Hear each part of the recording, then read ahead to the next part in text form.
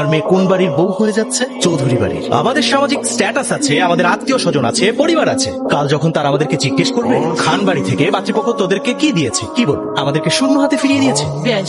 এই ব্যাপারে তো আগে কোনো কথাই হয়। আমি যেদিন প্রথম আপনার বাড়িতে গিয়েছিলাম সেদিন আপনার সাথে খোলামেলা আলাপ করতে চেয়েছিলাম, কিন্তু আপনি আমার কথা শুনেন। বিয়ের ব্যাপারে বিস্তারিত কিছু আলোচনা আপনার সাথে করতে চাই। কোনো আলোচনা দরকার নাই, আমি কিচ্ছু শুনবো না। এখন বলুন বিয়ের দিন তারিখ কবে ঠিক করবেন? আপনি তো একদম হাসি খুশি রাজি হয়ে গেলেন। আমি স্পষ্ট ভাবে আপনাকে বলছি, আমরা যা চাচ্ছি সেটা আপনি পূরণ করতে পারলে বিয়েটা হবে, নাইলে বিয়েটা হবে না।